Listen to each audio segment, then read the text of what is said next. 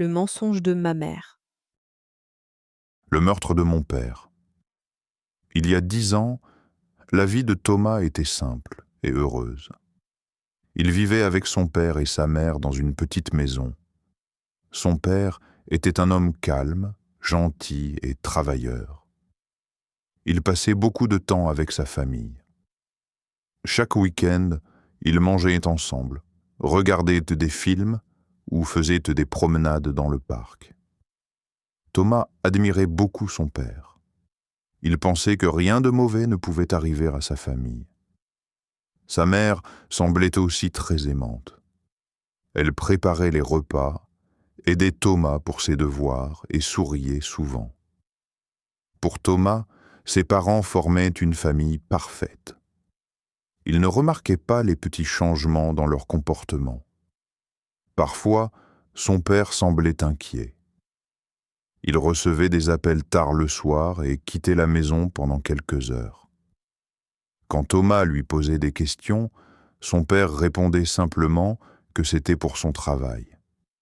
Puis un soir, tout changea. Le père de Thomas ne rentra jamais à la maison. Sa mère appela la police après plusieurs heures d'attente.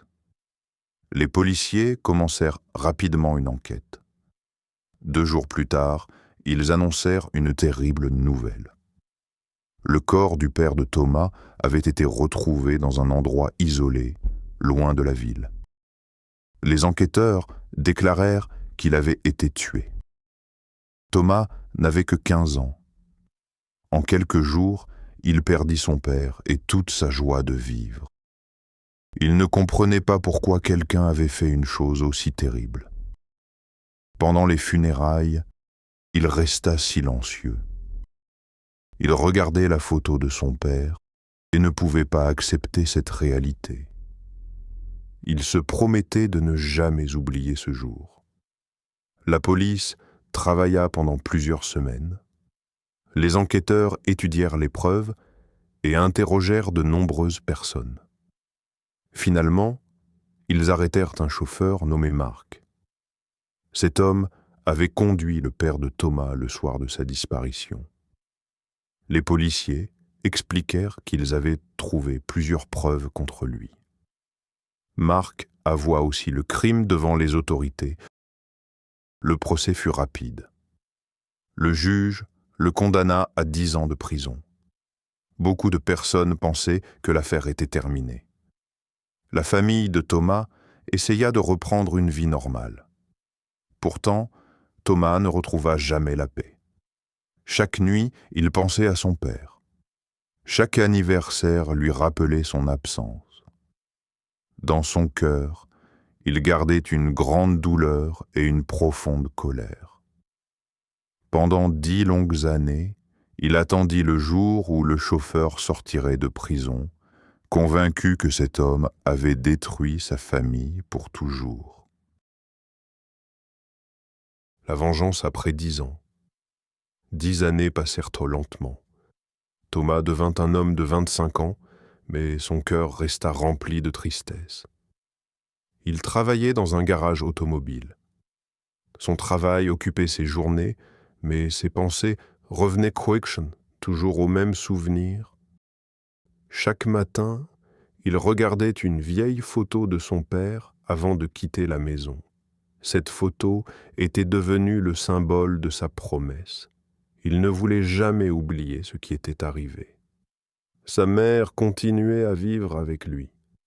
Elle semblait toujours calme et attentionnée. Elle disait souvent qu'il fallait regarder vers l'avenir et oublier le passé.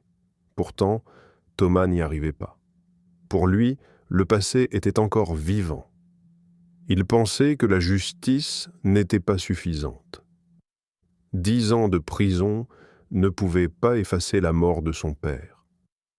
Quelques semaines avant la fin de la peine du chauffeur, Thomas commença à chercher des informations sur lui. Il apprit que l'homme s'appelait toujours Marc et qu'il allait sortir de prison le même jour prévu par le tribunal. Thomas nota la date dans son calendrier.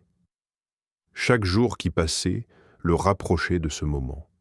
Il comptait les jours avec impatience.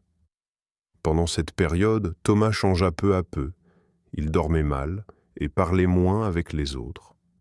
Ses amis remarquèrent qu'il semblait fatigué et inquiet. Ils lui proposèrent de sortir ou de voyager pour penser à autre chose.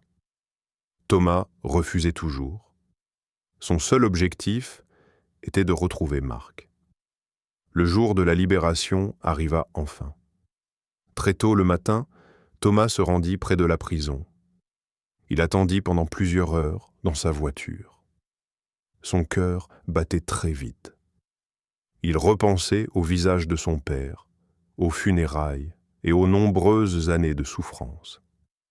Il était persuadé que l'homme qui allait sortir était responsable de tout. En début d'après-midi, les portes de la prison s'ouvrirent. Marc sortit avec un petit sac et quelques vêtements. Il avait les cheveux gris et le visage marqué par le temps. Il marchait lentement, sans regarder autour de lui. Thomas le suivit discrètement. Il voulait connaître ses habitudes avant d'agir. Marc ne semblait pas chercher à fuir. Il prit un autobus, marcha dans plusieurs rues, puis entra dans un petit quartier tranquille. Thomas continua à le suivre à distance. Plus il observait cet homme, plus sa colère grandissait. Il était convaincu que le moment de la vengeance approchait. Rien ne pouvait le faire changer d'avis. Il ignorait encore que cette journée allait bouleverser toute sa vie et remettre en question tout ce qu'il croyait vrai. Ces derniers mots, Thomas continua à suivre Marc pendant toute la journée. L'ancien chauffeur marchait lentement dans les rues de la ville. Il semblait fatigué après 10 années passées en prison. Il n'avait presque rien avec lui. Il s'arrêta parfois devant une vitrine ou sur un banc, comme s'il découvrait un monde nouveau. Thomas restait toujours à une certaine distance. Il ne voulait pas être vu. Le soir approchait. Les rues devenaient plus calmes. Les magasins fermaient leurs portes et les passants rentrèrent chez eux. Marc entra dans un petit parc presque vide. Il s'assit sur un banc sous un grand arbre. Thomas resta caché derrière des buissons. Son cœur battait très fort. Depuis 10 ans, il imaginait ce moment. Il pensait enfin pouvoir mettre fin à sa colère. Après quelques minutes, Thomas décida de sortir de sa cachette. Il s'avança lentement vers le banc. Son visage était sérieux. Ses mains tremblaient légèrement. Toutes les images du passé revenaient dans son esprit. Il voyait encore la photo de son père, les funérailles et les longues années de tristesse. Pour lui, l'homme assis devant lui était responsable de toute sa souffrance. Marc leva les yeux en voyant Thomas arriver. Il resta calme. Son visage ne montrait ni peur ni colère. Il regarda simplement le jeune homme avec attention. Thomas continuait à avancer sans quitter Marc des yeux. À cet instant, un bruit se fit entendre derrière Thomas. Des pas rapides approchaient. Thomas ne remarqua rien. Toute son attention était tournée vers Marc. Soudain, un homme habillé en noir sortit de l'ombre. Il tenait un long couteau dans sa main et courait directement vers Thomas. Marc vit immédiatement le danger. Sans réfléchir, il se leva d'un seul mouvement et se jeta devant Thomas. Le couteau frappa Marc avec une grande violence. Il tomba au sol. L'homme en noir prit la fuite en courant avant que quelqu'un puisse le voir clairement. En quelques secondes, il disparut dans les rues sombres. Thomas resta immobile, complètement surpris. Il regardait Marc, qui était gravement blessé. Quelques personnes arrivèrent après avoir entendu des cris. Elles appelèrent les secours. Thomas s'agenouilla près de Marc. Il ne comprenait pas pourquoi cet homme venait de lui sauver la vie. Marc respirait difficilement. Son visage devenait de plus en plus pâle. Avec un grand effort, il sortit une petite clé en métal de la poche de sa veste. Il la plaça dans la main de Thomas. Puis, il lui fit comprendre qu'il devait la garder avec soin. Avant de fermer les yeux, Marc trouva encore la force de dire quelques mots. Il affirma qu'il n'avait jamais tué le père de Thomas. Il demanda aussi à Thomas de chercher la vérité avant de juger une personne.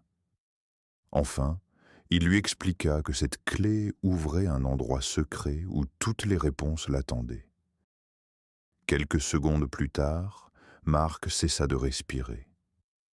Thomas resta longtemps à côté de lui, incapable de bouger. Dans sa main, il serrait la petite clé. Son esprit était rempli de questions. Pendant 10 ans, il avait cru connaître toute l'histoire. Maintenant, tout semblait faux. Il regarda une dernière fois le visage de Marc. L'homme qu'il avait détesté pendant tant d'années venait de lui sauver la vie et de laisser derrière lui un mystérieux secret qui allait changer son destin pour toujours. La clé du sous-sol. Après la mort de Marc, Thomas ne pouvait plus penser à autre chose. Chaque nuit, il regardait la petite clé en métal qu'il gardait dans sa poche. Elle était vieille, un peu rouillée et très simple. Pourtant, Marc avait risqué sa vie pour la lui donner. Thomas était certain qu'elle cachait un grand secret. Pendant plusieurs jours, il relut les anciens dossiers de la police. Il observa les photos, les rapports et les journaux de l'époque. Rien ne parlait d'une clé ou d'un endroit secret. Tout semblait confirmer que Marc avait tué son père. Mais les derniers mots de Marc ne quittaient jamais son esprit. Peu à peu, Thomas commença à douter de tout ce qu'il avait toujours cru. Il se souvint alors d'un vieux hangar qui appartenait autrefois à son père. Ce bâtiment se trouvait à la campagne, loin de la ville. Depuis 10 ans, personne n'y était allé. Après les funérailles, le lieu avait été fermé et oublié. Thomas décida de s'y rendre. Le lendemain matin, il prit sa voiture et roula pendant près d'1 heure. Le hangar était toujours debout. Les murs étaient sales, les fenêtres couvertes de poussière et la porte principale grinçait en s'ouvrant.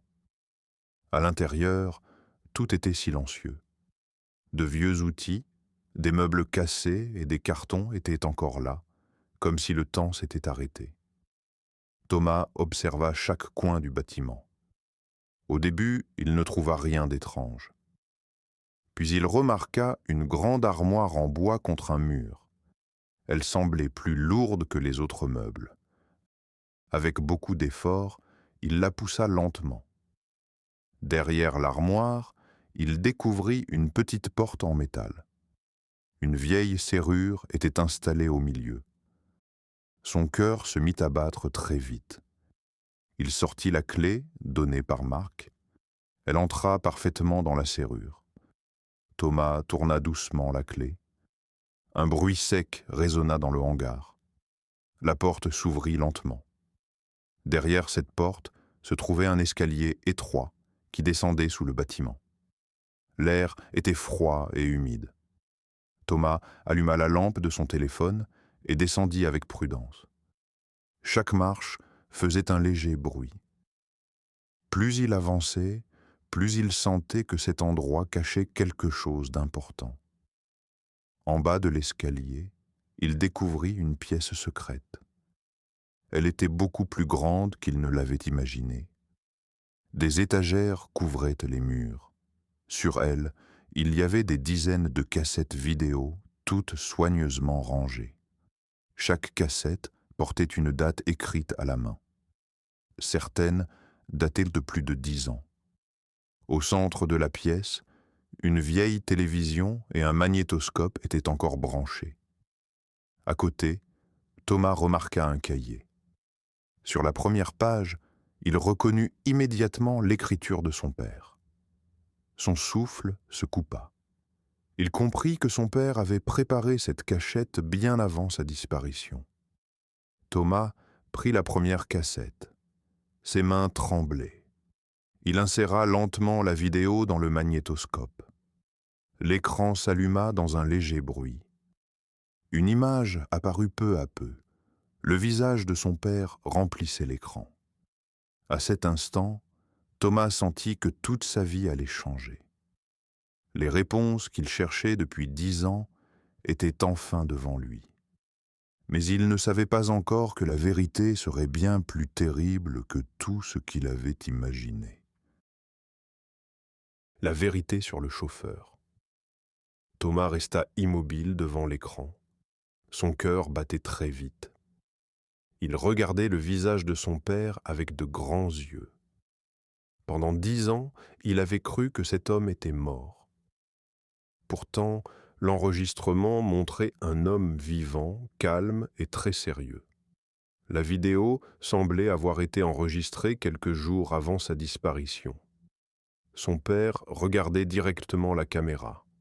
Derrière lui, on voyait la même pièce secrète où Thomas se trouvait maintenant. Les étagères, les cassettes et la vieille table étaient déjà là. Tout avait été préparé avec beaucoup de soin.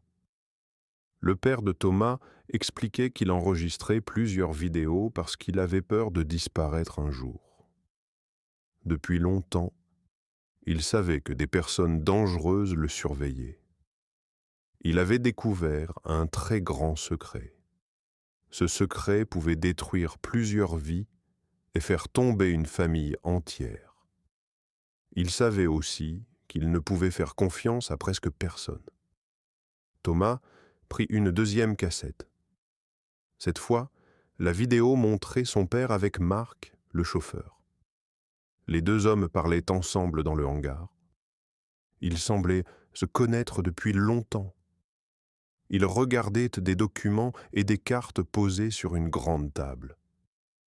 Ils travaillaient calmement, comme deux personnes qui avaient un objectif commun.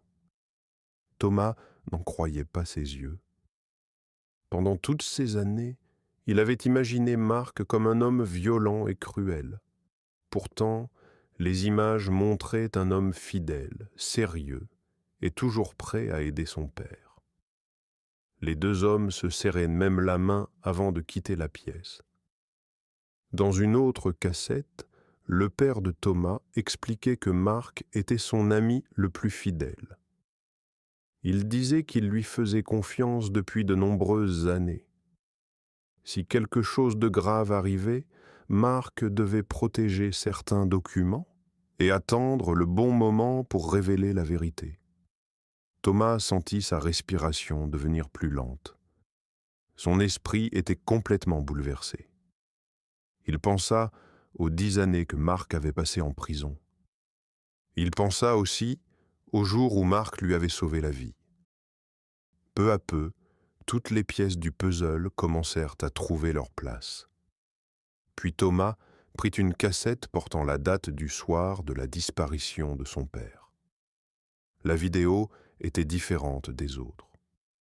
L'image bougeait un peu, comme si une petite caméra avait été cachée dans un coin de la pièce. On voyait le père de Thomas entrer dans le hangar avec Marc. Quelques minutes plus tard, plusieurs personnes arrivaient. Leurs visages étaient difficiles à reconnaître, mais leurs mouvements étaient très rapides. La scène devenait confuse. Les hommes forçaient le père de Thomas à monter dans une voiture. Marc essayait de l'aider, mais il était frappé et tombait au sol. Avant de partir, les inconnus laissaient derrière eux plusieurs objets pour faire croire à un meurtre. Tout semblait avoir été préparé à l'avance. La dernière image montrait Marc seul dans le hangar. Il regardait autour de lui avec un visage rempli de tristesse. Quelques instants plus tard, la police arrivait. Les vidéos suivantes expliquaient ce qui s'était passé ensuite. Marc avait compris que les véritables responsables menaçaient encore Thomas.